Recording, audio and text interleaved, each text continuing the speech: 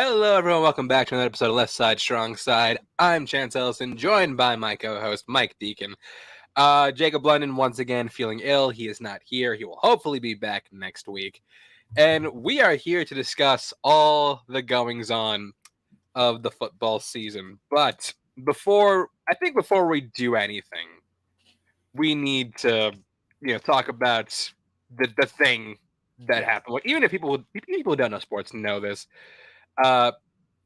We usually end with Monday Night Football, but tonight, for very obvious reasons, we are starting with this game. It's such an unprecedented situation all around. There's nothing about this that anybody could have prepared for. This whole situation is not. It's more than just a game at this point, obviously. But even when you get to even past that, there's so many circumstances around what happened. I just wanted to say, when it came to this game, one of the first things I thought of watching that was something that Mr. Rogers used to say, in a time of tragedy, look for the heroes. And there were several that emerged from that situation. Obviously, the paramedics have to be outright first and foremost, and everybody at the trauma center. But the scene that really struck me was twofold. The Bills were on the sideline.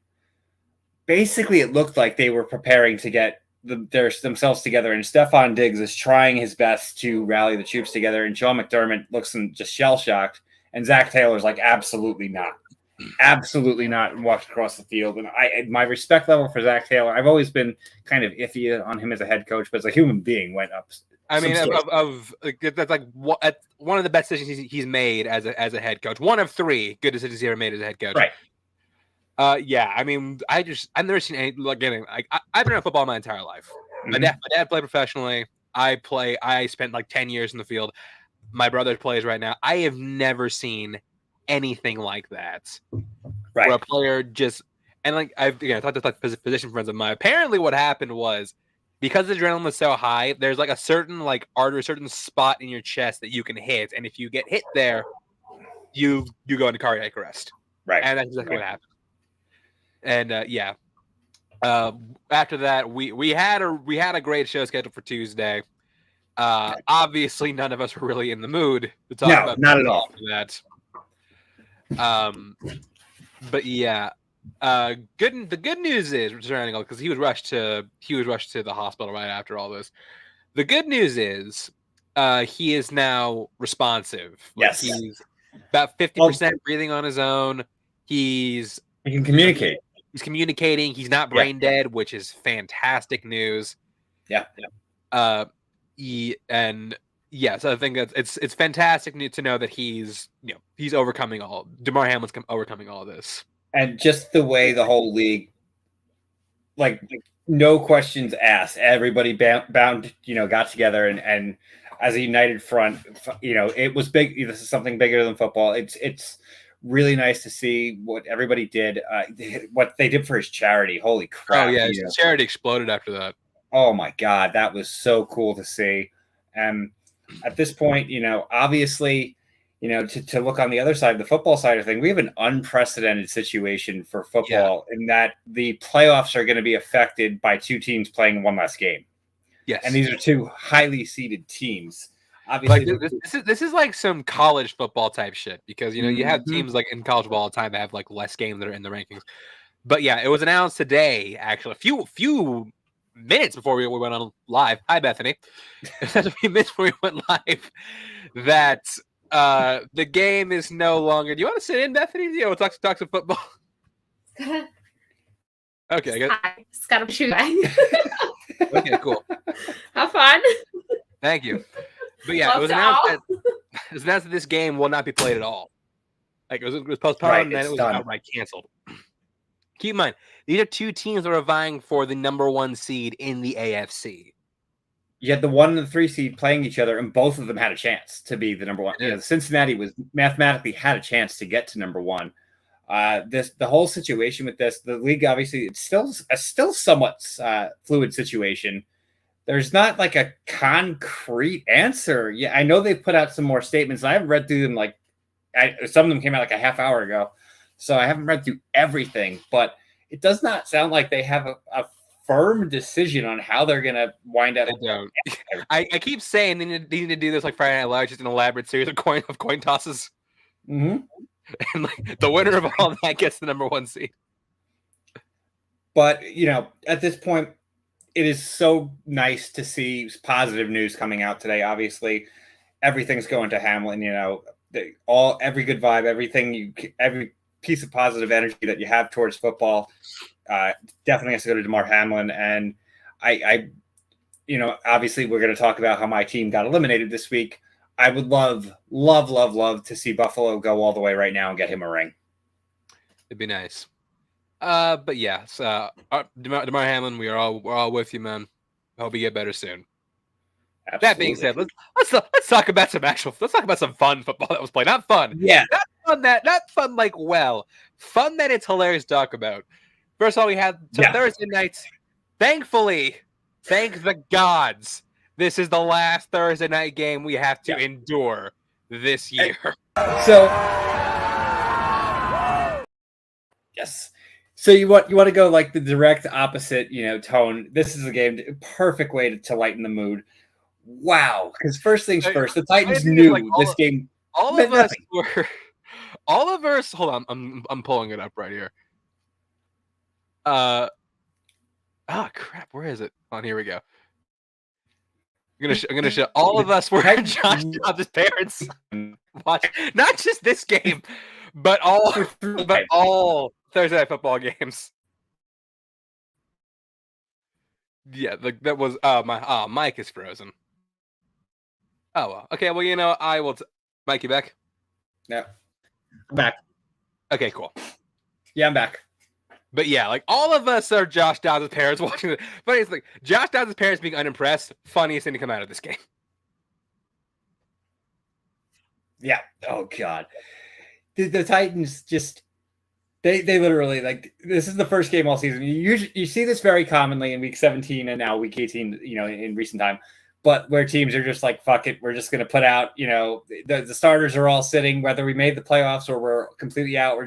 The Titans just said, fuck it, and just threw whatever they could throw out there. They didn't even bother with Malik Willis. Well, they didn't have anybody. Like, their best player couldn't play. Like, King Henry was gone.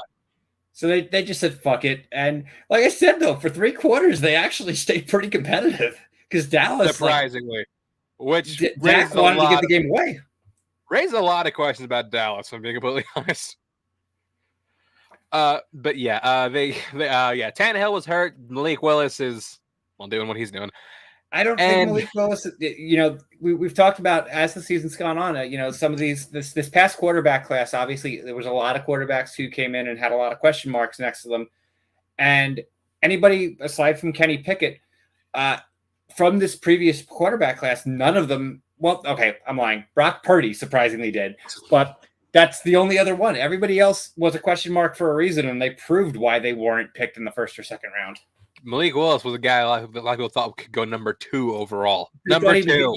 He was going to be the first quarterback off the board and possibly as early as 2. Yeah, you're 100% correct. And yeah, he's definitely not the guy. No, not from what we've seen. Dude's still very, very raw. So they, again, with their playoff hopes in the balance, they had to turn to Josh Dobbs to start a football game in the year 2023. And I'll give him credit. You got to give Josh Dobbs a little bit of credit. He played pretty well. They said they're going to stick with him. He tried his best. This is a guy before this game had only thrown like 45 passing yards his entire NFL career. Yeah, it's not on him at all. I give him a lot of credit. The other side of the ball is where the question marks and the raising your eyebrows. The Cowboys did not look crisp. Yeah, you would think, like, again, starting a practice squad, and again, starting against a practice squad without the best player on the team, you would think this would be a blowout. Not quite. They covered the spread, though, and if you were watching that, the spread was 13.5, and they won by 14, and you could tell at the end of the game, Al Michaels was more entertained by that than the actual game. Yeah. CeeDee Lamb had a solid game, which, like I said, the Tennessee passing defense is one, if not the worst in the league, if I'm not mistaken. I have a hunch. Even then, Dak still threw 2 interceptions against this defense, and that perplexes me. I have a hunch this week. 2 interceptions against this defense. And that perplexes me. 2 interceptions against this defense. And that perplexes me. Even then, Dak still threw 2 interceptions against this defense, and that perplexes me. Obviously Dallas played without Tony Pollard, so there had to be a little bit, Tony Pollard's having a breakout season. He's looked so much better than Zeke in so many ways. And Zeke is not having a bad Zeke year. wasn't even the best rusher on the team. Who the fuck is Malik Davis? Yeah, Malik Davis had one hell of a game. And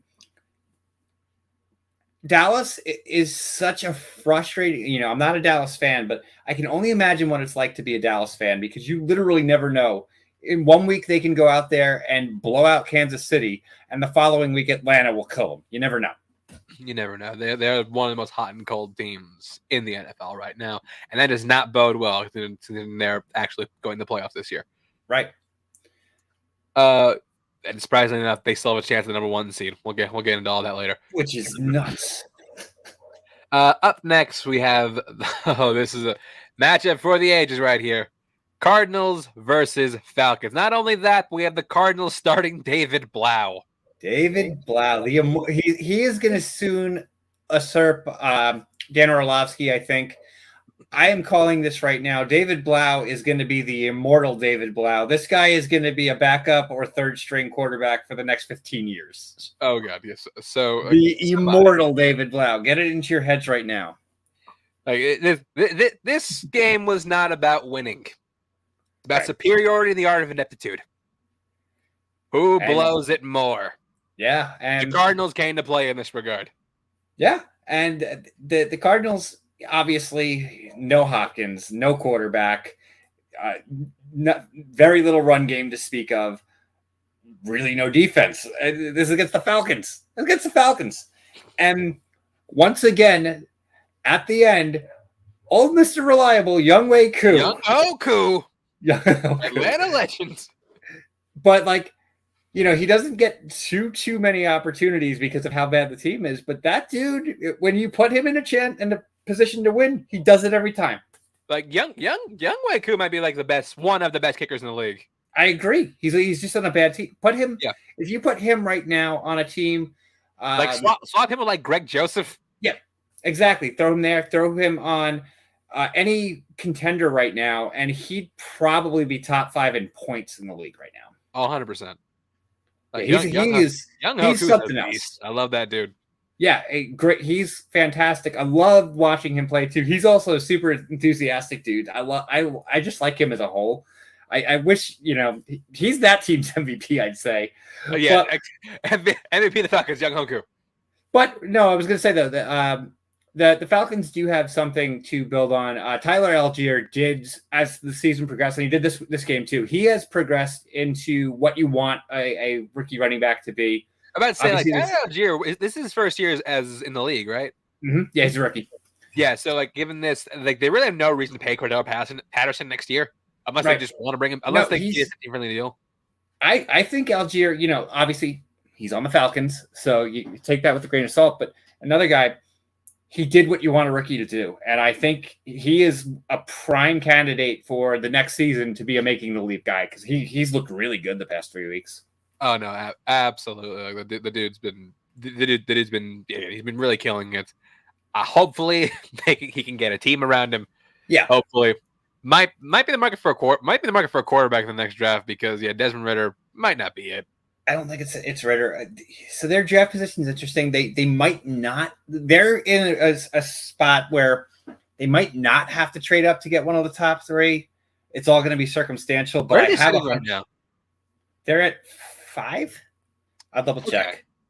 They're right there. They're like on the cusp of. They're not top 3 because that's basically where you need to be to guarantee it. So 2023 NFL. So here is the current order. So they would be picking. So it's Houston, Chicago, Seattle with Denver's pick. Then the Cardinals, the Colts, the Lions from the Rams, and that win moved Atlanta to 7. So they are probably in half the trade to get a quarterback situation. Well, I mean, the Falcons may have won the battle but lost the war. Yeah, but hey, they got to win. Good for the locker room. And good for those guys who want new contracts. Oh, yeah, absolutely. And just kudos to the young guys, like your Algiers and your Younghoe Koos and your Drake London guys. When he's not dead. Yeah. Up next, we have, speaking of draft picks, the Bears versus the Lions. The Lions are another team, just like the past couple of weeks. We talk about the Cowboys. They've been very bipolar the past few weeks, but when they're on, wow. Yeah, when they're on, they are. When they're on, they're not stellar, but they keep it interesting. I could say that. They keep it interesting. Well, this was like I would say their biggest statement game of the year, because they went out and for one quarter, this game was competitive. From the second quarter on, this is a blowout. Yeah. This shows one thing about Justin Fields. Like he might be trying to figure things out as far as he might have done running the ball. They're really fixing the system to make him shine, use his skill set. Passing the ball is still an issue. It's an issue. And with their receiving guy, he completed 7 passes all game. Yeah. 7. He almost matched rushing yards with passing yards, which is nuts. And Justin Fields we've all known this since he came out of college. This the type of guy that you don't necessarily put your try to get him to fit your scheme. You switch your scheme to him. They don't yet have the personnel to properly do the Justin Fields playbook. Maybe they will after this season, but right this minute, he's going to be good if he can stay upright. I think he's actually a pretty smart rushing quarterback, which that's been the biggest issue with a lot of them that have had shorter careers. They make poor judgments. Justin Fields sees the field better than a lot of them did, I think. Yeah, absolutely. I think the future's bright with Fields. They can just help him in any way. Yeah, they definitely need some to shore up the offensive line. That's first and foremost for them. They're probably not going to go offensive line with the number 2 pick unless they trade down. Here's the thing. I think especially after the college football playoff weekend, I think they're going to trade out of that number 2 pick. I think so too. I think somebody's going to want CJ Stroud. We were just talking about Atlanta. Like, Atlanta's in a position that they need a quarterback, and the Bears, for them to say to the Bears, "We'll give you number 7 next year and next year's first," you say yes to that. 100%. So the Bears are in a great, for a team. I think out of all of the bad teams right now, going into next year's draft, they are at the outright best position of anybody because they have their quarterback. They have a hugely desirable draft pick, which they can use on Will Anderson if they so choose, or they can get a ransom of picks. So, absolutely. Conversely, the Lions. Congrats to DeAndre Swift waking up from his slumber. He did. Weeks. He had a hell of a game. He did have a hell of a game. They had a hell of a game running the ball. Period. They had. I was going to say all 3 of their running backs had a hell of a game, and for the second consecutive week, the Lions had a tight end score multiple touchdowns. This week it was Brock Wright. Brock Wright. Not our boy Shane Zylstra. No, Brock Wright. Good God. Don't ever, you are playing with fire. If you're in a fantasy football league and you play a Lions tight end, you are either going to feast or get a big fat 0. Yeah, it's one or very, very, very much the other. Yeah. But the Lions still have it well within their grasp. Thing is, they need a couple things to happen.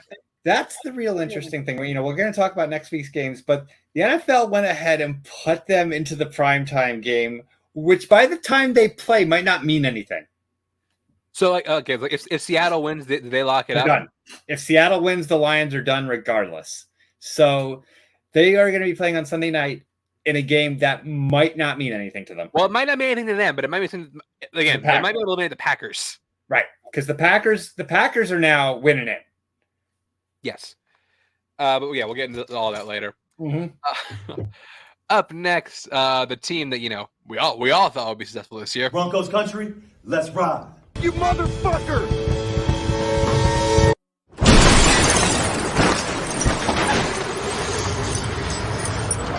Broncos country. The Denver Broncos.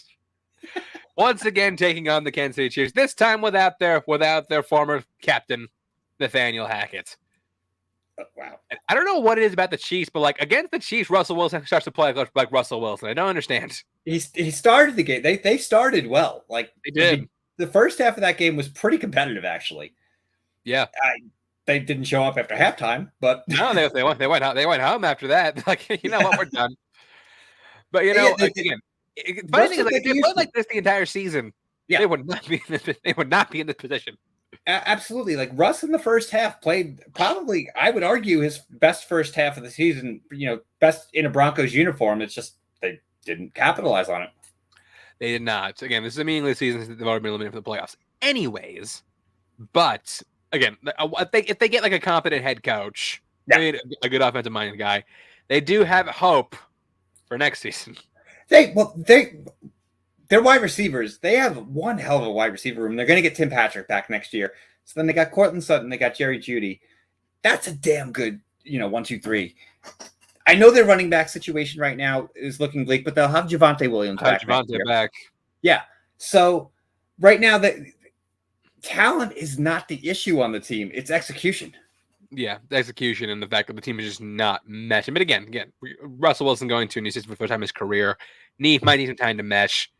I thought I didn't think it'd take this long, but it's here we are. If you keep a piece of that defense as intact as you can, you might have something.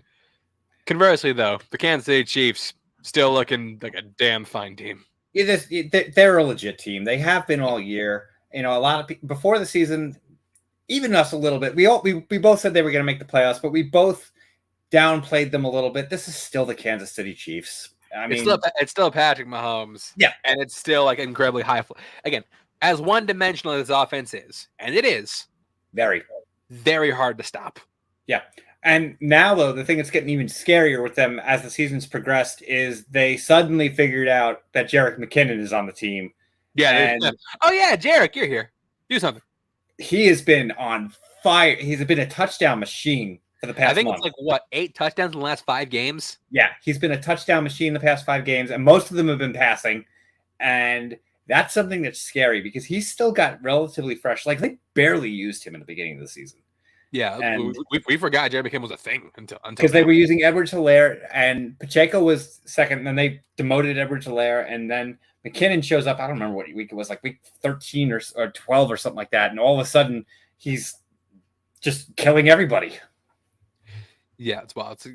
Kansas City, still in great first spot, clinch division, potentially clinch number 1 seed depending on how things shake out next week. We have to figure out what they're going to do because if technically if things go the way they look right now, I believe they hold their own destiny to the number 1 seed. Yeah, so we'll see. We'll see. Up next, again, 2 teams that are one that's firmly in control of destiny, one that could have been if they didn't, go on a massive scale. The Dolphins versus the Patriots. So the Dolphins, keep in mind, this is a team that was looking like an outright Super Bowl contender, right at the beginning of the year. They have just cratered hard.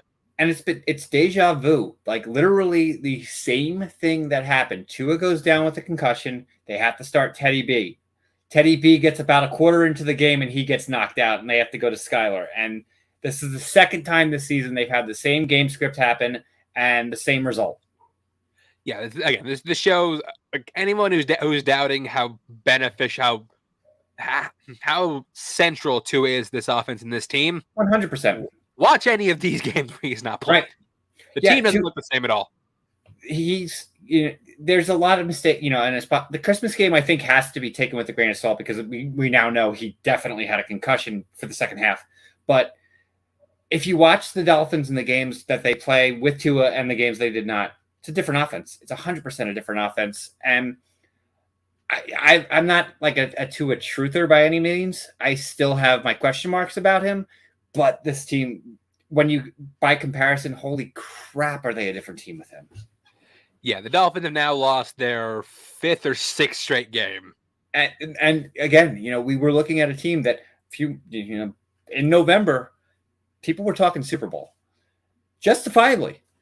And, again, I don't know. It's another team that is just filled with talent. They might, in the AFC East, they arguably have better skill position players in most places than the Bills do. There's 1 or 2 positions the Bills I'd say are better than them. But as a whole, the Dolphins are probably the most complete offense in the AFC East. And now it's looking like less and less likely that they're going to make the playoffs even as a wild card. Yeah, I think someone in our group shared this. Last season, when Brian Flores started 1-7, Mike McDaniel this year started 3-0. At this point of the season, both Both were are 8-8. 8. Yep. It's, the Dolphins are, they have a really solid, they do have a solid defense. They have an underrated defense. They're not, it's not the greatest, it's not the 49ers, but they are an above average defense. It's just without Tua on the field, Tua and Hill have some kind of, without Tua on the field, they made the Patriots offense look good. That's what I was about to say, is the Patriots offense, The Patriots offense was competent. Yeah. All season, the Patriots have been one of the most, I'm not going to say inept, but like least explosive. I think they are the least explosive offense in football. I think that's a fair way to put it. Yes. And this game, after Teddy gets hurt, all of a sudden, and Mac Jones did not even do anything super impressive. Kind of like Mac Jones just tends to do in his career.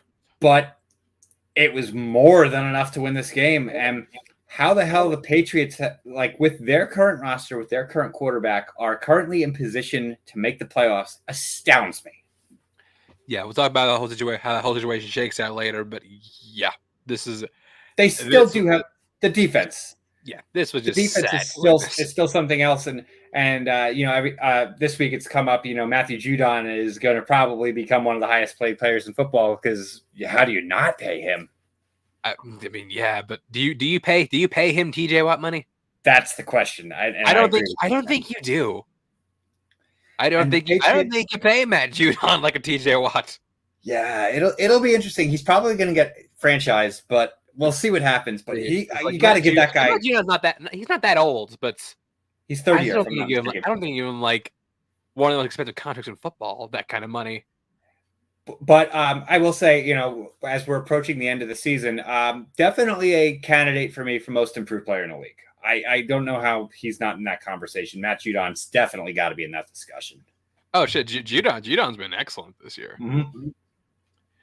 Up next, we're talking about one team trying to look ahead, one team that is just waiting for the pain to end. The Colts versus the Giants. I feel yeah. Okay, we gotta talk about this real quick. There was a play in reminder.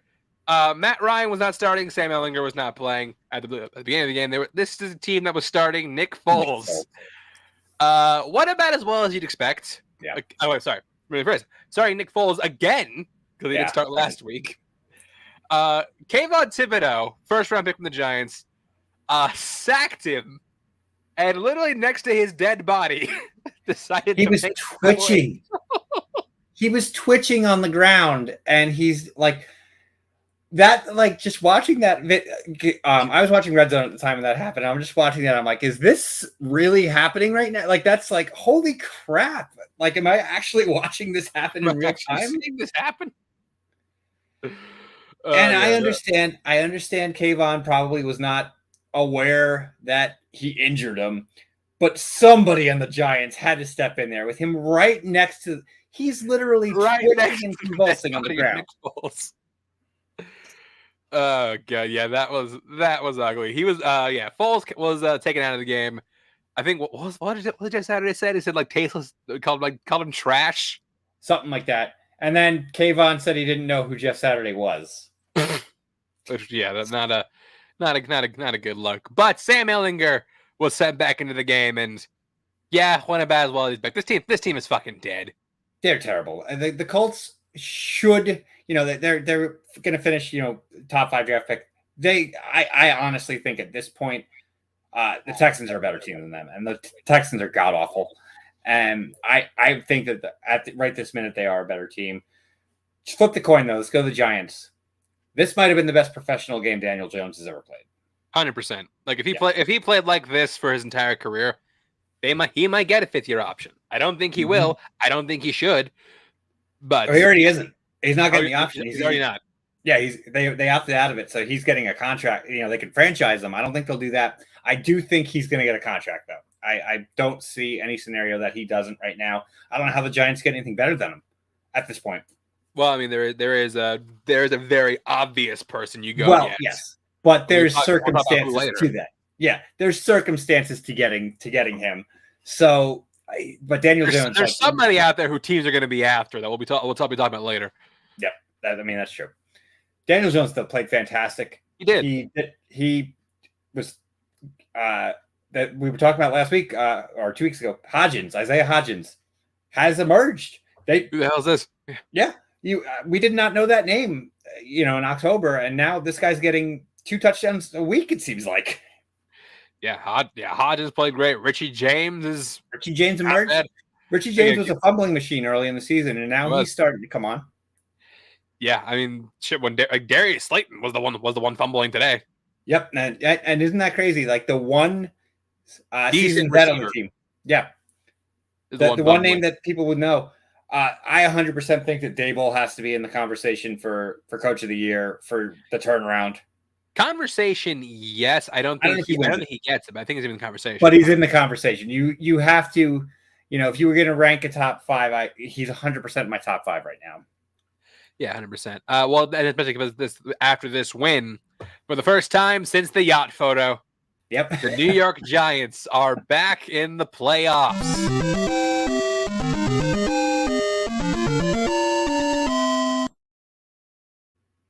How's it gonna go? No idea. They're in an interesting situation here, though. So they're most likely going to get the 6th seed. That's almost. No, actually, they are. They're locked in on. They're locked in the 6th. They are locked into the 6th. Nobody would pass them for 7. Yeah. So they're going to have a hell of a first round match. It's most likely. It's not set in stone, but it's most likely against the 49ers. Mm-hmm. Here's the thing with that game is for the 49ers, I somehow see that being a trap. It could be. That's the scary thing. It could be. Yeah. Although I think, and we'll talk about it later, but I think there's somebody who I think wants the 49ers, especially now, that I don't think is going to get them. Yep. We'll get into that later. But up next, we have what I'm willing to bet is our upset of the week. At least it would be for me. And I think if I asked you, you'd say the same thing. It's the Saints versus the Eagles. Oh, easy, yeah. Yeah. Again, a team that is uninspired and flaccid and dead, as the Saints have been, by the fact that they were still in playoff contention at the time of this game. Coming out against a team that has been red hot all season. Keep in mind, Jalen Hurts again did not play this week. This game was all the Eagles needed. It's not only clinch the division, but clinch the number 1 seed in the conference. And they came out flat. Yeah, so incredibly flat. So we talked a few weeks back when the Eagles lost their first game to the Commies. We were talking about the game plan to beating the Eagles was keep the offense off the field. Time of possession in this game was insanely on the side of the Saints. They held the ball in the first half for over 20 minutes. Yeah, I'm looking at this. The Saints had the ball for a little over 37 minutes in this game. Mm-hmm. Which, that is the key. If you want to beat the Eagles, keep the offense off the field. Exactly. Just go gain 3 yards every single play and just keep that offense off the field. They can't hurt you that way. Gardner Minshew winds up, doing what Gardner, he's probably, thrilled knowing Gardner Minshew's mentality. Like, all right, I get to go out there and win the game. And, he threw some bad passes. He definitely did. He did. But also, again, the O-line, which has been stellar all year, did no favors. Did him no favors. The only player on that offense today. Devontae Smith was the only player on that offense that really did Gardner any favors. The offense did not look good. Obviously, Jalen Hurts was missed. And I'm not going to put the blame solely on Gardner. He made some dumb mistakes. But if you've watched Gardner Minshew in his career, he's also like, he's going to throw a stupid interception and the next play throw a 70-yard touchdown. So, I'm not going to place this all on him, but they definitely need Jalen Hurts back. And if they don't get him back this week, it would not shock me to see them not get the number 1 seed. I mean, that's the only thing holding them back from keeping that number 1 seed. They need their QB back. Yeah, 100%. The defense, though, for so long early in the season was so dominant, and they finally are wearing down. And I think that's also a key factor that's going to go into the playoffs. Yeah, I mean, they brought in Ndamukong Suh and somebody else to shore up that rush defense. It's still not great. Not great. They let the withered corpse of Alvin Kamara rush for over 70 yards. Taysom Hill was running on them. Taysom Hill ran for 40. So, yeah, this was not obviously this is a game that other teams are going to look at. On the, this is a great game tape for anybody playing against the Eagles, because this is the Saints who did this. The Saints have been one of the most anemic offenses in football for most of the season, and just held what, to this point was the best team in football to nothing. Mm-hmm. But yeah, given despite the fact that they won, given certain circumstances around this game, around the league, I should say, the New Orleans Saints have been officially eliminated from playoff contention, regardless of the win. Finish him. I had hope for this team. Boy. No first round pick, so it doesn't really kill them. No first round pick. I mean, the first round pick is Eagles property anyway. Yep, exactly. So the Eagles double shot themselves in the foot here. Yeah. Up next, we have the battle for the battle for the NFC South. The Panthers versus the Bucks. And for the first time, I can't even get about to say these words. I am disappointed in the Carolina Panthers. Yeah. This was a game. Had it. You had the chance to leave that old bastard out of the playoffs. And what do you choose now to collapse? They had no run game at all in this. Nothing to establish. That's on, Tampa Bay's defense gets credit on that, because that's where Carolina's strength has been for the past month. They've run the ball really well with Hubbard and with Foreman. They didn't allow them to do anything. They shut that down pretty quick. They forced the ball into Sam Darnold's hands, and Sam Darnold just couldn't. He didn't have 4 quarters in him. Again, Sam Darnold didn't have a bad game. Yeah. Biggest problem with Sam Darnold was the problem with him his entire career. He forces really stupid turnovers at the worst possible times. Sam Darnold he's obviously being a Jets fan. I've watched him, the first couple of years of his career. He is a very frustrating quarterback to watch, in that he has all of the mechanics. It's all up here. The guy is a prototypical NFL quarterback. He has the mindset, he has the skills, not the mindset. He has the skills and the ability, but it's all up here. Yeah, does not translate the field play whatsoever. Yeah. I will give props to Jake Camrata for having maybe the greatest punt I've ever seen. Yep. Oh, and yeah, running to his opposite side. Yeah, that was wild.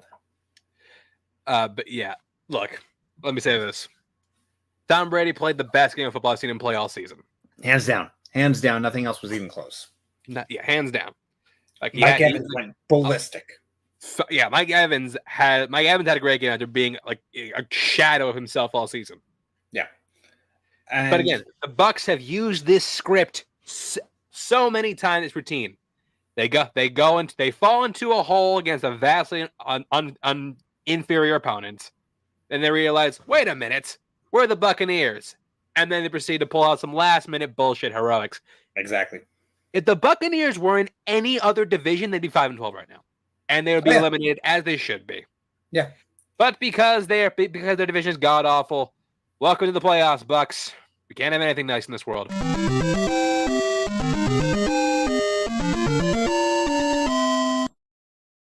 Yep. Sure, you clicked the playoffs, but this shouldn't even been close. And Jacob's been telling us this was going to happen for weeks, and he's been right. So I still don't see this team going anywhere. I think they're way too flawed to actually do anything where it matters. But conversely, though, I hope Panthers, get the fuck out. Finish him.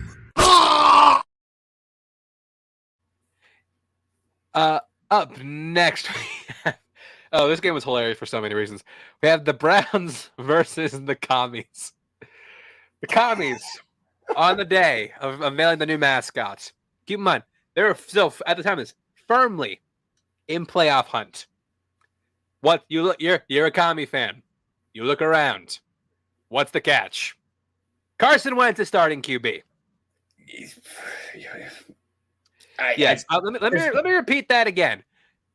A football team is relying on Carson Wentz to pull out a clutch win to keep playoff hopes alive. How do you think it went? Exactly how you. That went exactly as the script was supposed to be. That was the most predictable movie of all time. Yeah.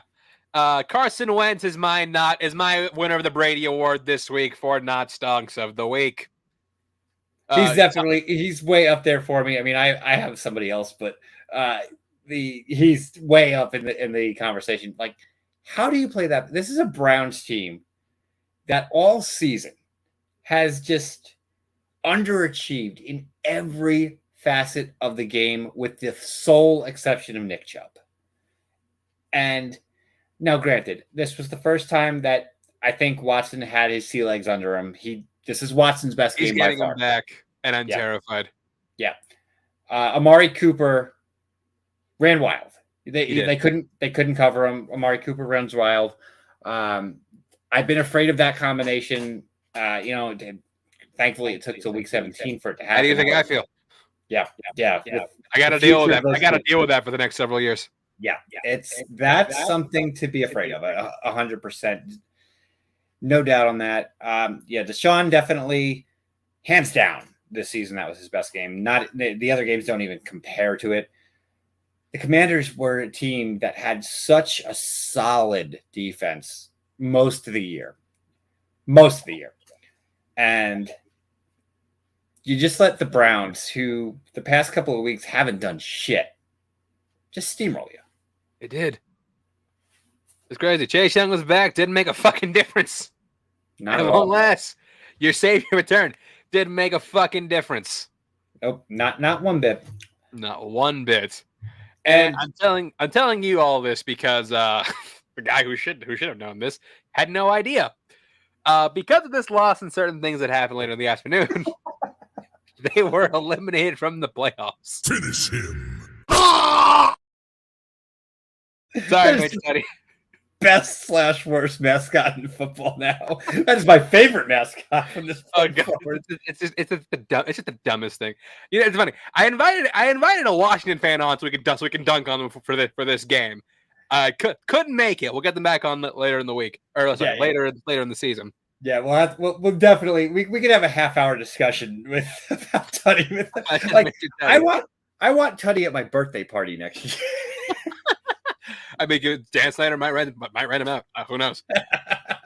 But yes, the Commies are officially eliminated from the playoffs. I blame this solely on Ron Rivera and his decision to go with Carson Wentz. Yeah, because here's the thing: Taylor Heineke's not a good quarterback, but at least the team likes him. Right. He created a spark, and again, this happens with a lot of quarterbacks. We'll talk about another one in a few minutes. That even if they're not the greatest quarterback in the world, the team rallies around them.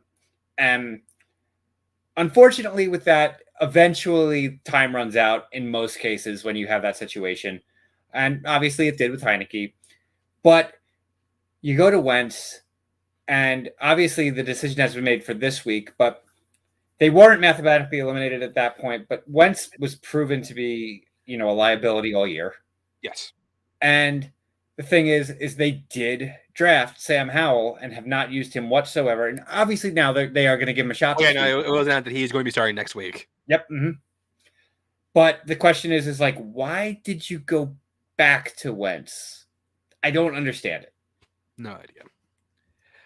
Up next, we have some AFC South ball. We have the Jaguars versus the tank of tanks in the Houston Texans.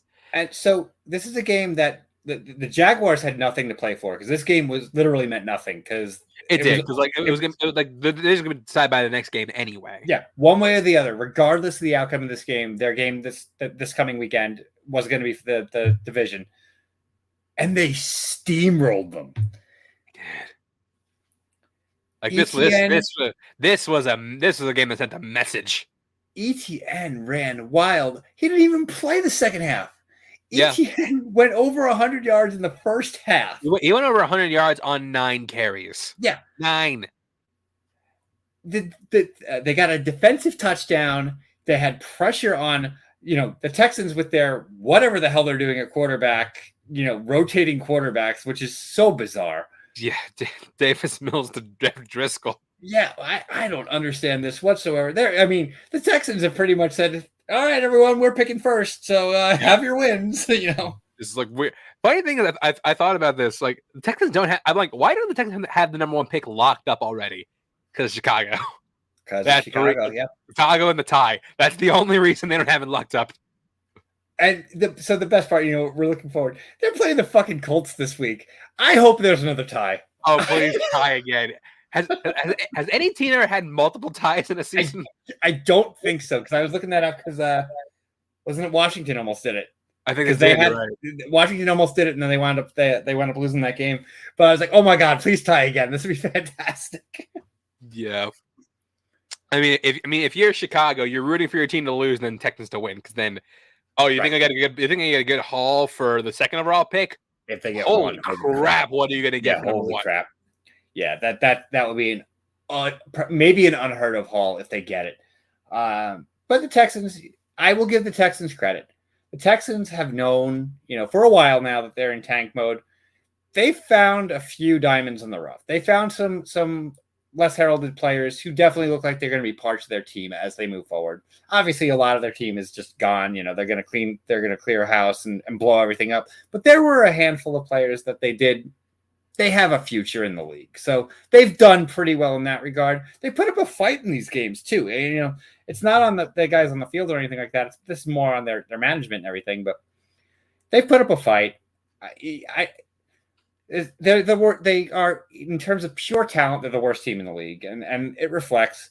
But the guys on the field are putting up a fight. And, if you're a Texans fan right now, sure, it was a terrible season to watch, but there's nothing to be ashamed of with the guys. The guys on the field did what they could. Yeah, they're doing all they can. They won a game last week, so good for you.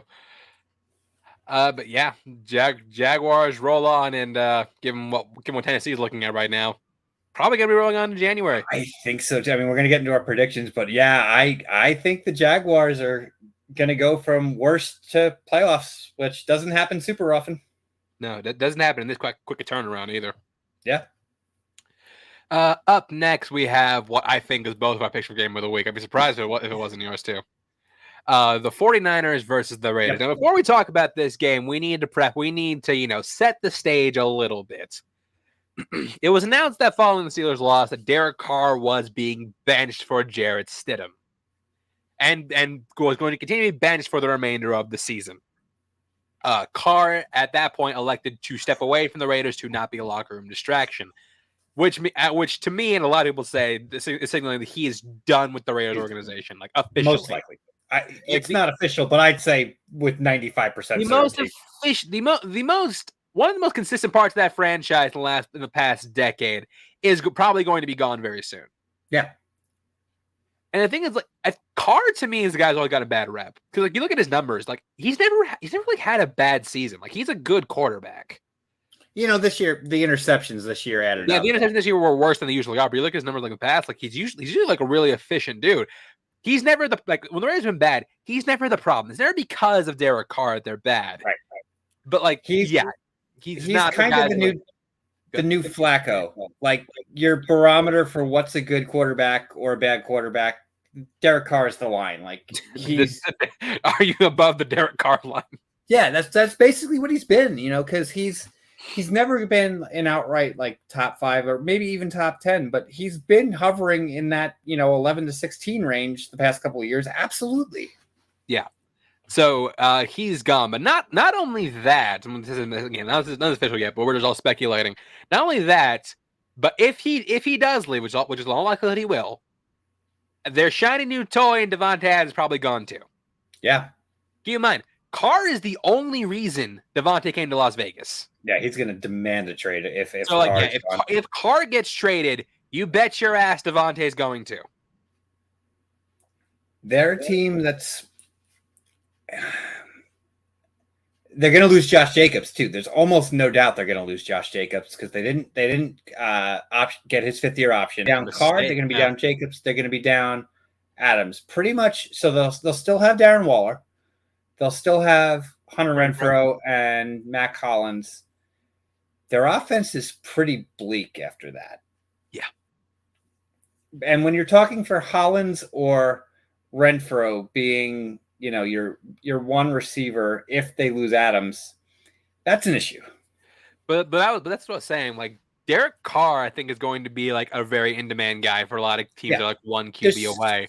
So many teams who need a quarterback, and with several of them who are like, a step away from that are not quite win now, but close to it.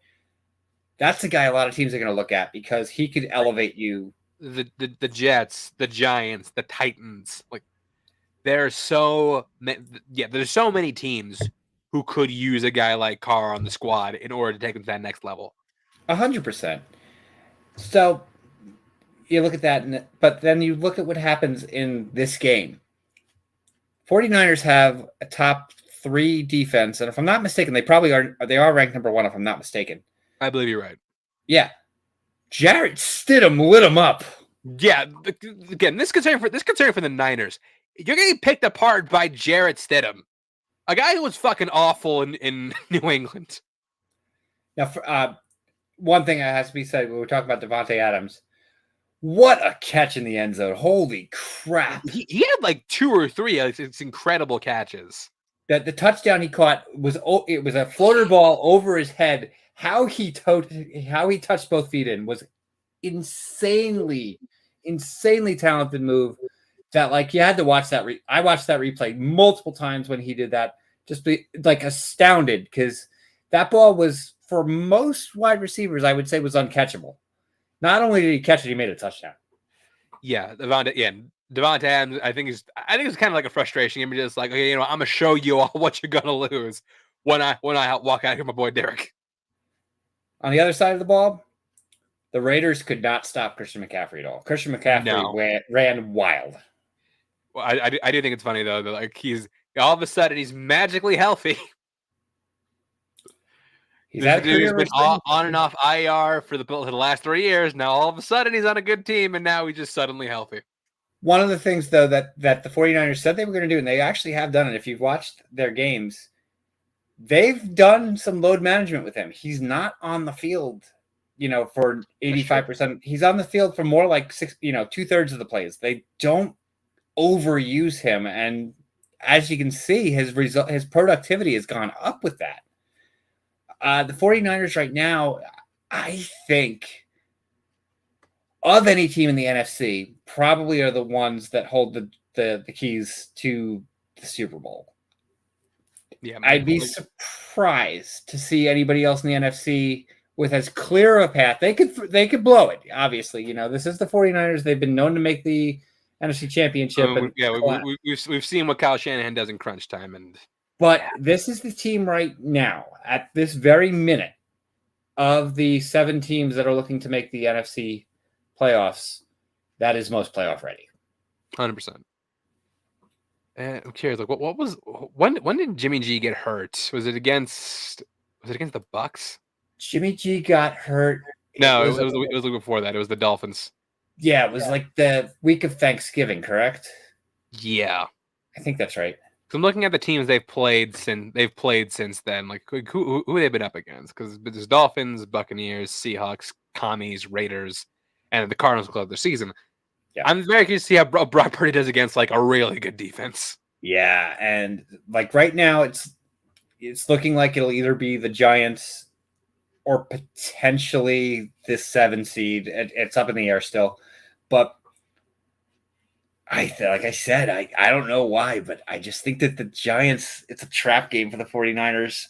And I just said the 49ers have the direct path, but I don't know what it is, but something about that Giants team. If they have to play that. It's the magic of the snow angel. Yeah. All right. Up next, we got your boys, the New York Jets versus the Seahawks. You know what? This whole season has been like, yeah, the Jets. Now you're all the way back to goddamn Jets. these are two teams who are trying to keep their playoff hopes alive, trying to stay firmly in the mix, trying to showcase that they are real contenders. One of these teams did demonstrate that they can do through the postseason. Spoiler alert: it was not the team that traveled here. No. I will give Seattle a lot of credit.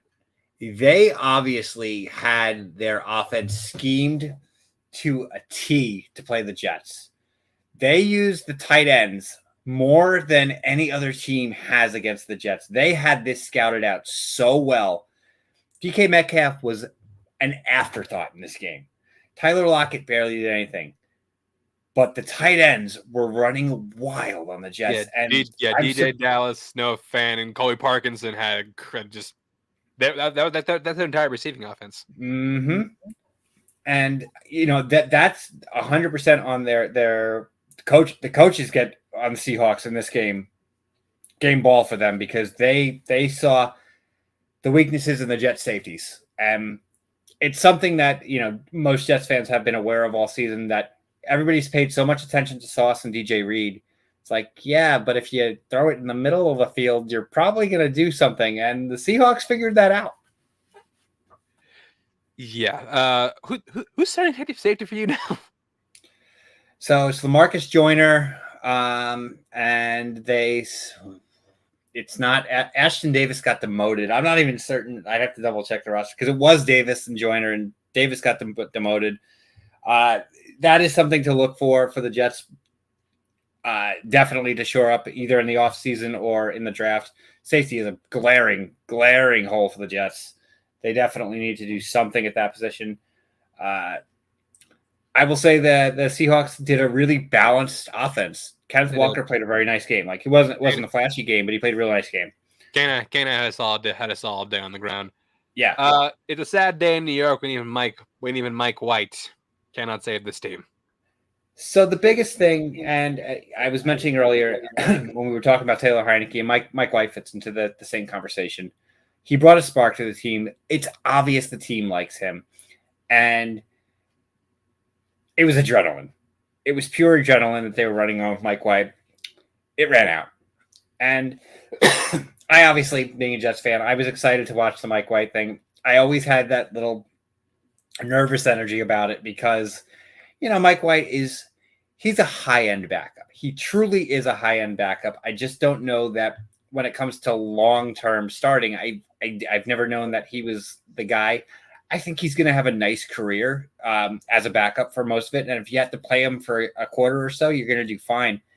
I just think that too many teams are going to be able to manipulate his weaknesses as Seattle did. They shut down Garrett Wilson. Garrett Wilson has played so well with Mike White the rest of the year. They shut him down. And it was Conklin and Uzama, who were the only guys on the Jets, ironically, that I said before about the tight ends on the Seahawks. It was the tight ends on the Jets were the only guys who were able to do anything too. And I love Mike White. I think he's, a fun guy to watch. He's an easy guy to root for. I don't think he's the outright franchise answer. Potentially now. Yep.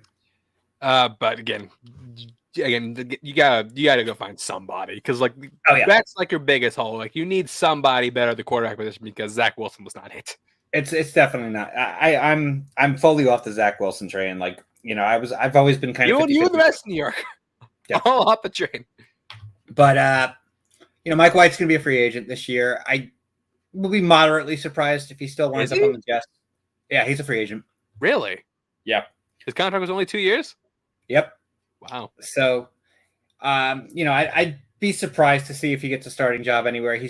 I think he's actually the type of guy who is good to bring in for a team who's going to have either a rookie or another young starter to, give them competition. You don't necessarily have him win, at least penciled in to win, but he's the kind of guy that, like, in camp will do a good job to motivate somebody to be better.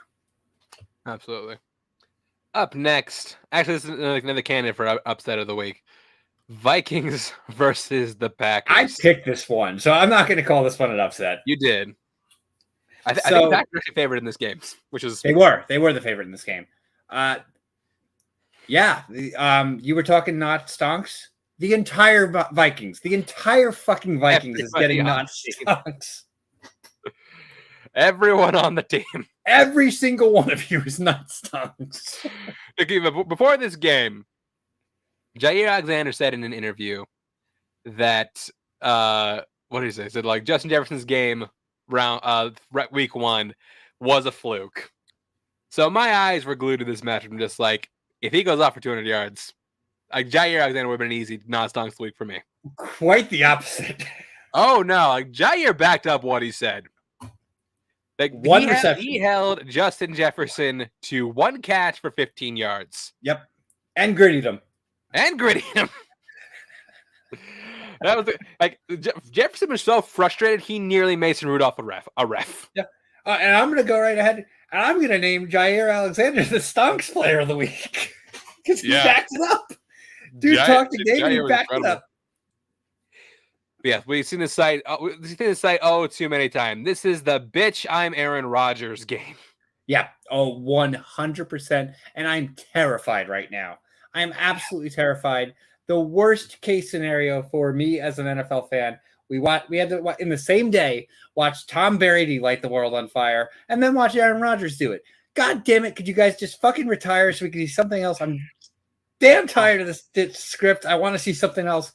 Just retire, both of you, and I don't ever want to see either one of your faces again. Just get it over with. Yeah, the Packers actually had a better day running the ball than they've had in a while. Like Aaron Jones went wild weeks. 111 yards in the run. Weeks, exactly. Yeah. Rodgers had a running touchdown. AJ Dillon had a running touchdown. Conversely, Kirk Cousins was fucking atrocious in this game. Absolutely terrible. Everybody in the Vikings was atrocious in this game. They couldn't stop anything. They couldn't stop a nosebleed with a butt plug. Like this is terribly played football. Offense, defense, special teams. Everything was just not clicking. Yeah, it was. They did not at all look like a team who belongs in the playoffs. There's the thing is like the Vikings currently have a negative 19-point differential.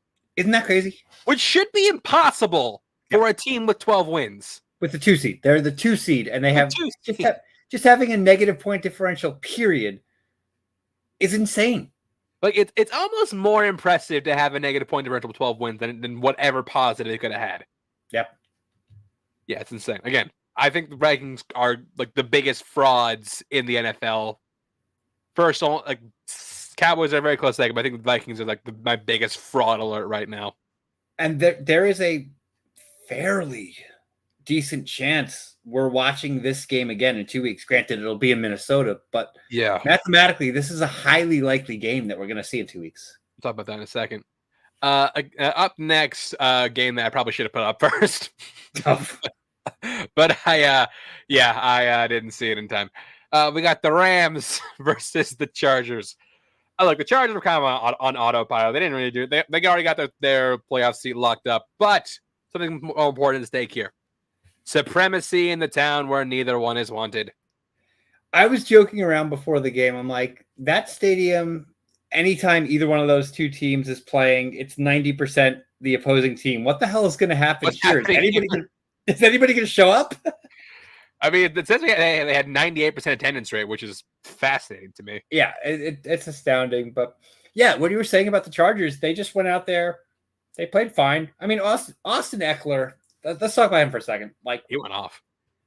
He is the most under the radar, underappreciated player in the league. He's been so consistent, both in the run game, the pass game. That guy, being on a team like the Chargers, which they don't get a ton of attention overall, he has been the mark of consistency this year. Yeah. Well, I mean, as far as scrimmage yards, yes. I mean, there are games where he's had running the ball, his running was non-existent, but passing wise, but he gets it over with the passing. Point is, he finds a way to make yards and he finds a way to score. He's right now, I would argue, on any given team, the most important piece of that offense. And this is a team that has Keenan Allen and Mike Williams and Justin Herbert. I don't know how, and they've played without Williams, they've played without Allen. If they did not have Austin Eckler right now, I don't know that they're in the playoffs. Maybe not. I mean, get granted, the dude has had the dude's one of the best weapons on the team. But conversely, Mike Williams, holy shit! That one-handed catch Mike Williams made on the sideline, happened. It happened about 5 minutes after the Devontae Adams catch in the end zone. I'm still geeking out over the Devontae Adams catch. I'm like, holy shit, Mike Williams might have done something better. This goes to prove what I have been saying for years. If Mike Williams was on any other team, he'd be a headliner. Yeah, 100%. Now, there is one small caveat with that. Keenan Allen did miss several games this year, and when he was in number one duty, Mike Williams was fine, but he wasn't elite. But I agree with you in what you're saying that on a lot of teams, he 100% would be. But when you have him as your number two, put him on the Packers, Jesus Christ, he'd run wild on the Packers. Aaron Rodgers would get such a hard one. He might be though. I think whoever you consider the B between Evans and Godwin, and then the B between, I guess it would be Waddle. With the sole exception of those two, I think he might be the third best B receiver on any team. That's fair. But this is a game that meant nothing for nothing for LA and nothing for LA because one the playoffs, one was eliminated. The Rams continue their streak as the worst Super Bowl defending champs of all time. But Cam Akers finally doing something. That's what I was going to say. Cam Akers and Baker have chemistry, which is weird considering how this happened so late in the season. I don't think one's going to be on the team next year.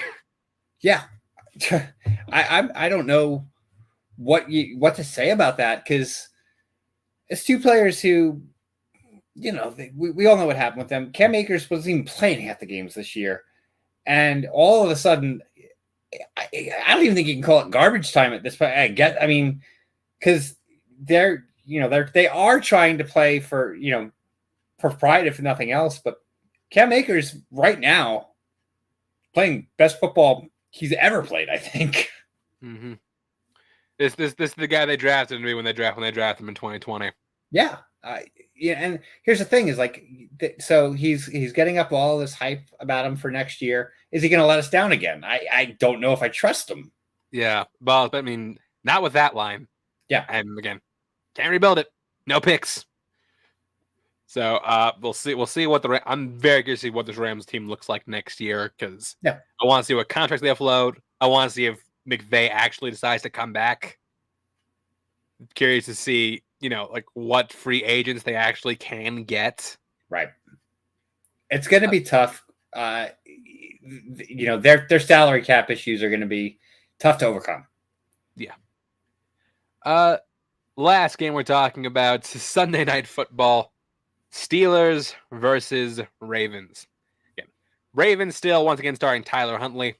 Steelers trying desperately to keep the false hope and their playoff hopes alive. And if you read my name right here, that was the name of the game here. High-end talent.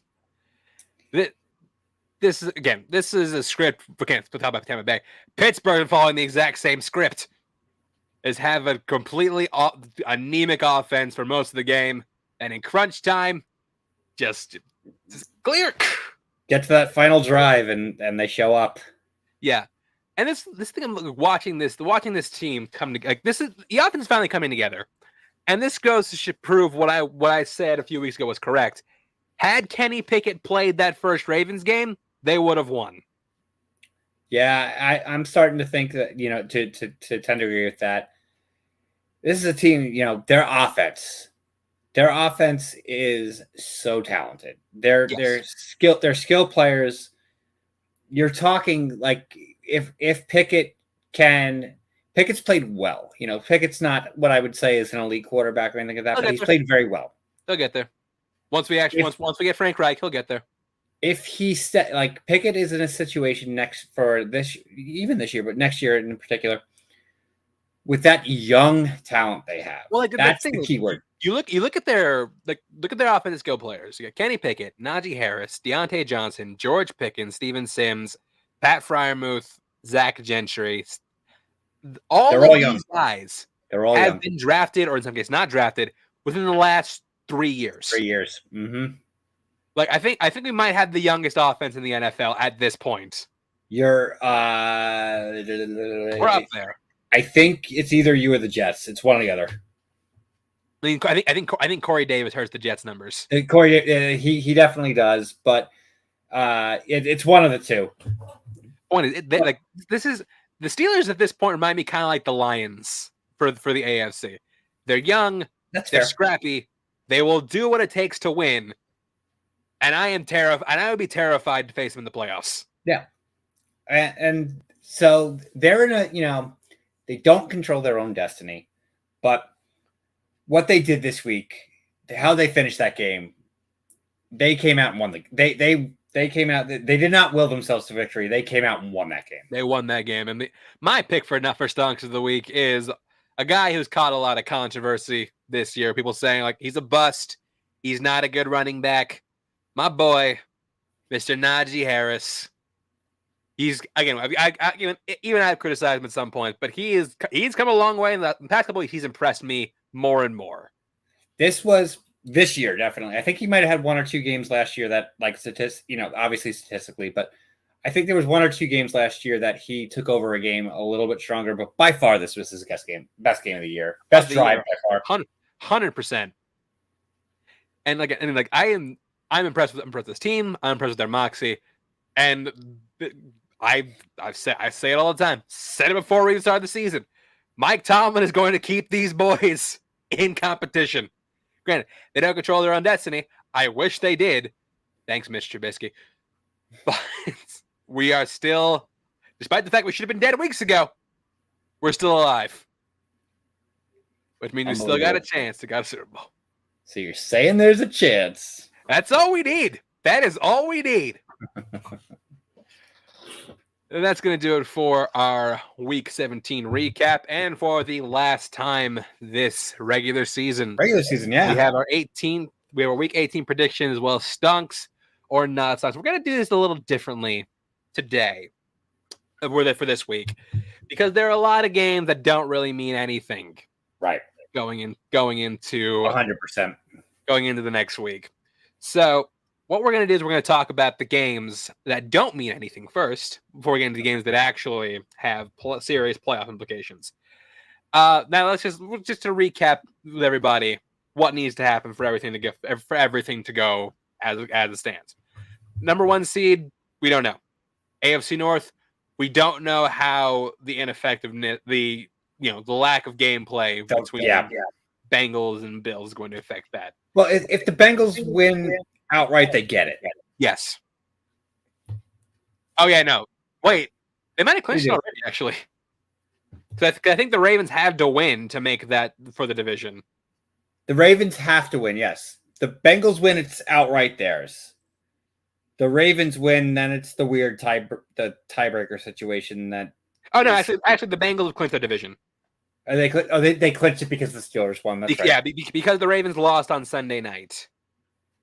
They've clinched the division outright. AFC South, that's again, win you're in, win and survive, loser goes home between the Titans and the Jaguars.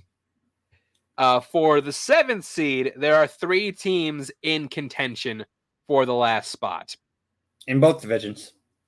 For the AFC, we have the Patriots, the Dolphins, and the Steelers.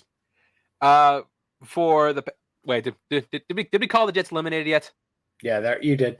Okay, I want to make forget me. Finish him. Of course. So the Patriots are winning in. Miami gets in if they win their own game, and New England loses. The Pittsburgh Steelers need to win their game, and they need both the Patriots and the Dolphins to lose. Now for the NFC, the Philadelphia Eagles will clinch both the number 1 seed and the division if they win. Dallas will clinch the division if Philly loses. Now for the number 1 seed, again, like I said, Philly win and clinch. San Francisco, if they win and Philadelphia loses, they clinch the number 1 seed. Dallas, if they win and both Philly and San Francisco lose, they will get the number 1 seed. So we are all hoping and praying the Eagles can put it away. Yeah. 7th seed has been a wild outcome. Yeah. So Green Bay, a team we thought was dead in the water for a long time, which is funny. I think Jacob said that between the Chiefs, the Packers, and the Buccaneers, 2 weren't making the playoffs. Already wrong on there. I told him that was fucking crazy. But yeah, Green Bay winning in. Seattle gets in if they win and Green Bay loses. Detroit wins. Detroit gets in if they win and Green Bay and Seattle lose. So yeah, a lot of things up in the air. So let's talk about the meaningless games. Yeah. The Chiefs versus the Raiders. And if I'm the Chiefs, I'm sitting everybody. I'm sitting all the important people. Mainly Mahomes and Kelsey. I'm going to assume they probably are going to, knowing the Chiefs, at least put them in for a series. For a series, yeah, because they don't know if they'll get the bye week for week 1. Yeah, so I'm still going to stick with the Chiefs in this one. The Raiders winning would not shock me. There is just a little bit for Kansas City to play for. So, and I also think Stidham's going to have a regression game. All right. For this one, I'm going to get creative on you because I think he's still the backup quarterback. Chad Henne. Chad Henne. The immortal Chad Henne. The immortal Chad Henne. He's going to go, if he gets in the game, he definitely throws a pick and not stop. All right. Up next, we have the Vikings versus the Bears. It's already established that Justin Fields is not playing. Trevor Siemian starting? No, Nate Peterman. It's Peterman. It's Peterman. It's the Vikings. Right there. That's all you need to know. All right. So here's the thing. Let me get his yard because Justin Jefferson was on pace to have like a historic season. Been derailed thanks to Jair Alexander. Let me take a look. He would need 239 yards. I'm sorry, 229 yards to get the 1,000-yard season. Let me see how many he would need to break the single season receiving record. Let's see, single season receiving yards. He is currently a little under 200 yards behind Calvin Johnson. Now, if I'm the Bears, I am guarding this guy with everything. I am not put 3 defenders on him. Let everybody else score. Just put 3 guys on him. I will let TJ Hawkinson, Adam Thielen, KJ Osborne each get 200 yards if Justin Jefferson doesn't get a single catch. Right. That being said, Justin Jefferson. Yeah. Oh yeah, I think Justin Jefferson will have a good first half and not play the second half. All right, so we'll say not stunks. Not stunks. Yeah, I don't think he played the whole game either. But Nathan Peterman. Not stunks player of the week. Okay. Want to give him the Brady Award now? Yeah. All right, Nathan Peterman, you win the Brady Award next week. Up next, the Chargers versus the Broncos. Do you sit Russell Wilson this week? I'm going to go ahead and say this. The Chargers have absolutely nothing to play for. The Broncos are a damn mess, but the Broncos are winning this game. I don't know why, but the Broncos are going to win this game. The last week of the season is always, I've played Pick'em for like 20 years now. And the last week of the season is where you win and lose Pick'em leagues. And this is the kind of game that you go with the Broncos because the Chargers are smart enough to realize this is a meaningless game. You want to get your guys in there for 1 rep. Get everybody off the field as soon as humanly possible.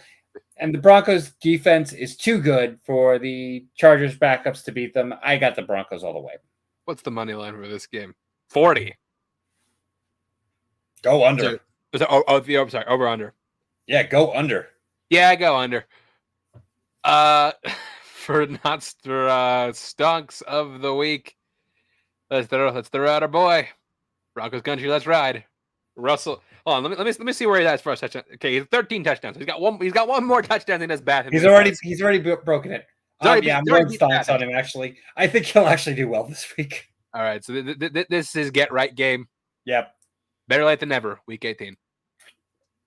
Up next, we got the Texans versus the Colts.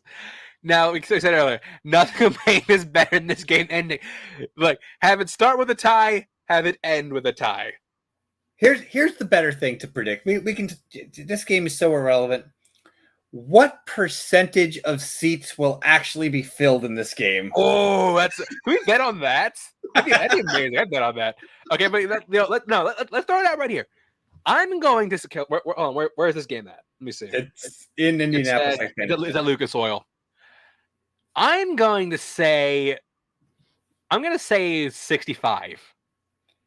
Oh, I'm going lower. I'm going 45. 45. Okay, we'll see who's right next week. Oh, here. All right, I'm gonna do this. I'm gonna create something right now. Okay. Chance, we're gonna do this right now. I'm going on StubHub. What is the entry point to this game? Oh, that's good. I'm going to say so. Like that's like the lowest available ticket. The lowest price, like the price you could pay right now to buy a ticket. Like the lowest price. What is it? We think. I'll say $20. Oh, I think you're overestimating. Really? I'm gonna go with $2. We'll see if I'm right. I'm pulling StubHub up right now. Let's find out. All right, so let's take a look. Hold on, my StubHub app is being difficult. Hold on, let's go to the website. I'm very curious about this. I genuinely am. There's more than the actual game. Oh, I'm having a StubHub issue. Well, right. I will put a pin in that. I'm gonna get that fixed. We'll come back to that. All right. But yeah, I mean, it doesn't matter. I'm going the Colts. It's not like it matters. Yeah. It's going to be terrible. The Ticketmaster exchange. I'm going to go there. We're going to find this answer. I think it's $2. I bet you it's $2. I get that. I mean, shit. I go to that game for $2. Just tailgate and just walk in and just boo everybody. So I'm on Ticketmaster right now. It's loading. All right, we're in the middle. You can get into this game right now for $14. Damn. Let me see what stuff. Oh, okay. StubHub has them for 10. 10. Yo, anybody got some airline airline vouchers? Let's all meet up in Indianapolis. Let's all go to Indianapolis. Let's all be in Indianapolis. You know what? No, that's what we need to do next year. Week 18. We need to find like the crappiest, the worst game, the worst game, and we need to be there. And we just have a big old reunion, and we take over a whole section. Let's do that next season. I'm down. All right. I don't know. I'll throw out General Mills. He's going to throw 3 touchdowns. I think the Texans win this game. By the way. Shit!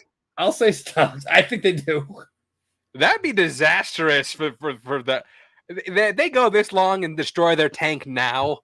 That'd be hilarious. I think the Texans are going to win this game. So, well, I mean, look, that'd be the way to end Jeff Saturday's head coaching career. Yep. Be the way.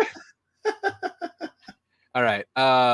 Buccaneers versus Falcons.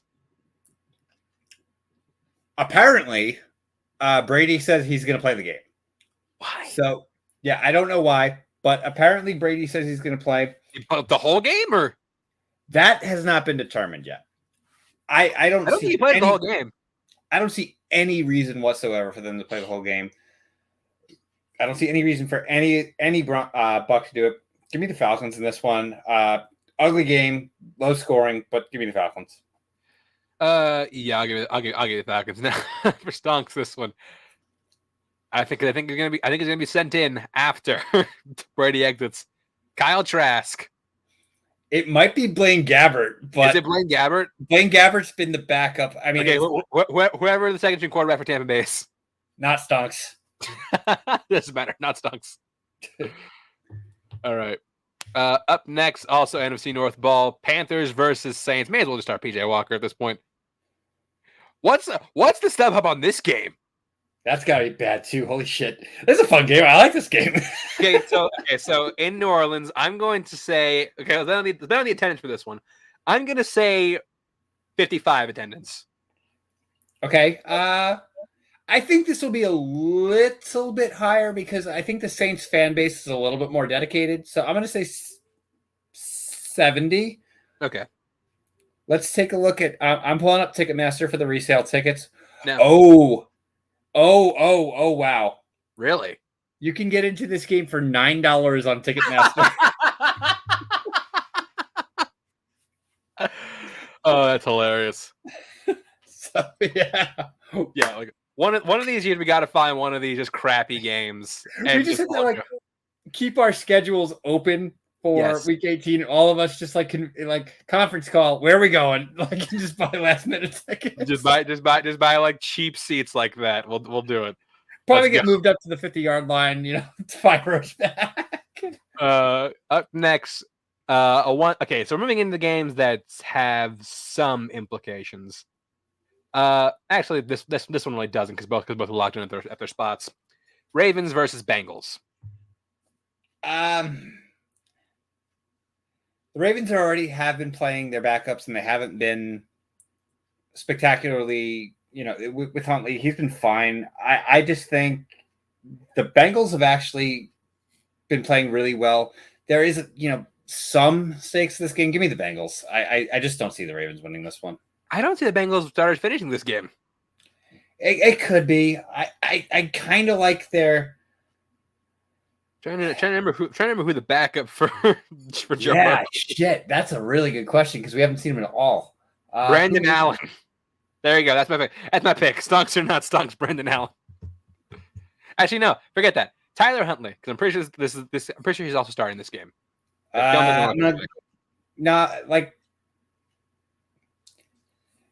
on the way that they've played, if the Bengals do keep their starting defense and not stonks. All right. Up next, I have a game that could determine the number 1 seed, the 49ers versus the Cardinals. Blowout. Like, I don't see any scenario, even with if the 49ers bench everybody. This is the Niners the whole way. Yeah, I agree. Yeah, this is hard. It's hard.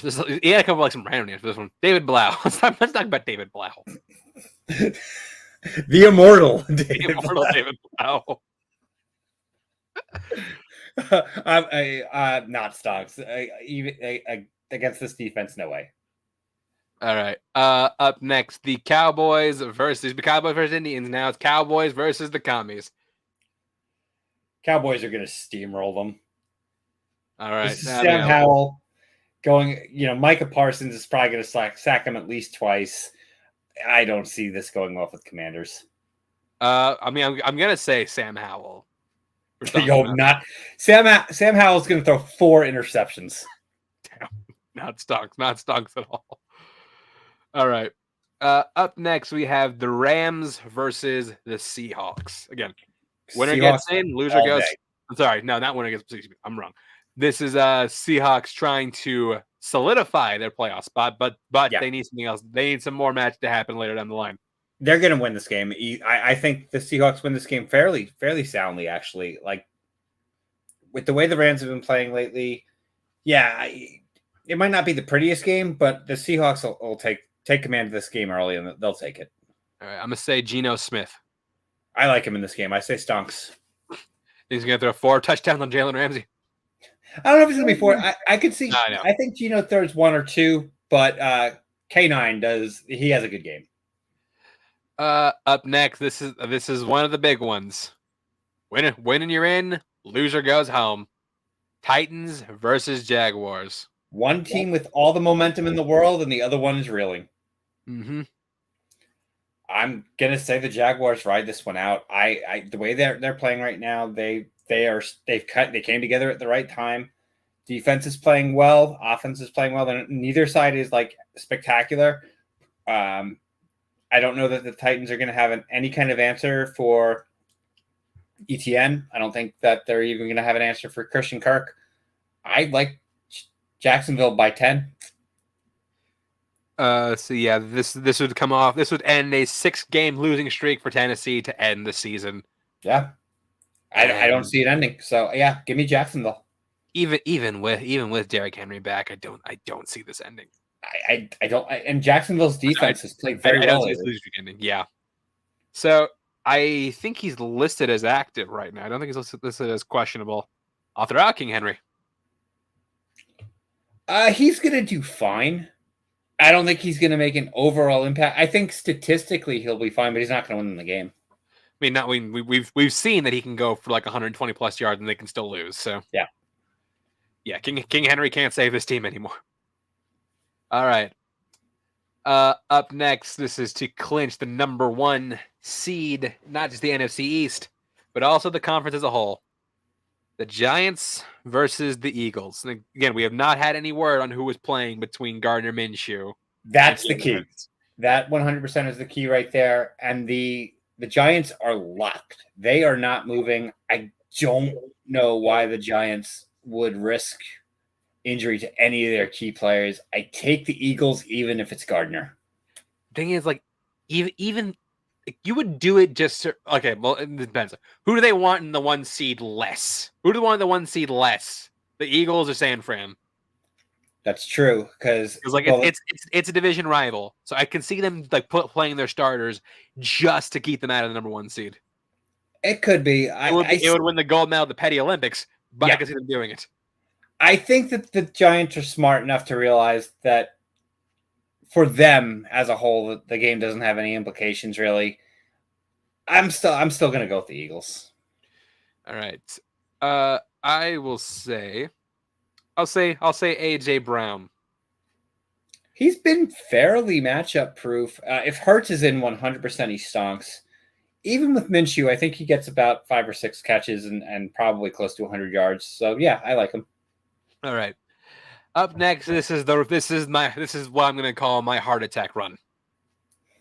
Let's start with the game. The game that we can control. The Browns versus the Steelers. Steelers are running purely on adrenaline right now. 2 weeks in a row. The heart attack kids, 2 weeks in a row. I just don't know. The issue they have is, yes, this is a Browns team that quote unquote has nothing to play for. They kind of do though, because they still want to get Watson, acclimated with the system, get Watson confidence back up. Cleveland's coming out swinging in this game. I think both teams are playing their starters the whole way. This is one of the going to be a solid game. With that said, Steelers are going to take this game. It's going to be an in the trenches kind of game. I don't think it's going to be a blowout, and I don't think it's going to be a high scoring game either. But I think the Steelers will pull this off because they need to. Okay. You see, this is classic Mike Tomlin scenario. You wait till you're at the brink of death, and then you burst back to life. This is exactly what happened last year. Our playoff host fell down to a game that couldn't control, and one game that was ugly. That was 9 different kinds of ugly. And you know what? It's gonna happen again, because we are going to beat the Browns, and we are going to prove why Kenny Pickett should have been the starter from maybe not day 1, but definitely like day 2. Yeah, make it Mitch Trubisky week 1. But you know what, I believe in Kenny Pickett. I believe in my boys on offense. I especially believe in this defense, who've been balling out these past couple of weeks. I don't care about the opponents. I don't care about the matchups. Steelers are going to do this. And everyone on the Steelers is stunks for the week. And everyone on the Browns is not stunks. And we're going to ride this to the Super Bowl. But before we can get there, weird things happen. Like the Patriots are winning in. Here's the problem, though. They're playing the Bills. And the Bills are playing, still have to clinch that 1 seed. The Patriots team, this is an interesting matchup. One of the two, I think I would say most interesting of the week, because Belichick is going to come up with some crazy defensive schemes. He is. This defense is going to come out there and do everything they can to possibly throw the Bills off. The Bills are coming into this game more emotionally charged than any team, maybe in NFL history. And that is going to go in one of 2 directions. This game is going to be a blowout, one way or the other. I'm leaning towards it being Buffalo, but it will not shock me if I'm going to say, like, with 85% certainty, it's Buffalo doing it. The other 50% of me says that New England does it. I don't see this being a close game one way or the other. Buffalo is either going to come out swinging and light up the scoreboard, or Buffalo is going to come out just over emotional and allow Belichick to just run all over them. This game is going to be another. Remember how last season when the Bills and the Patriots faced off in the playoffs, and the Bills just got 20 years of frustration out on them? Mm-hmm. Throw in a player going into cardiac arrest on top of that, because we're going to get that exact same game. I like I said, yeah, I could see Buffalo is going to come out so hyped up in this game, and that stadium is going to be so loud. You're going to see so many 3 jerseys in that stadium. I'm going Buffalo. Buffalo, all the way. And for this one, I'm going to throw out. I'm not going to throw out McCorkle Jones. I don't think he's ever stunk, but I'm going to say Stephon Diggs. Huge game from Stonks. I will say there's a good chance he leads the league in receiving yards this week. Oh, just for the week. Okay. For the week. Yeah. All right. That's that. Yeah. I can see someone from Buffalo doing that. Now, the last thing, because, the Bills are going to be the Patriots. The last thing we need for the Steelers to go to the Super Bowl is for the New York Jets I need to rely on the New York Jets to win again. Oh, welcome to my world. Yeah. Now look, I'm not sure who's starting in this game. It might be Joe Flacco. It might, probably not Zach Wilson. It's going to be Mike White. Probably Mike White again. Outside chance of Streveler, but it's probably Mike White. Let me say this. New York Jets. Look, you got to win a verse this year.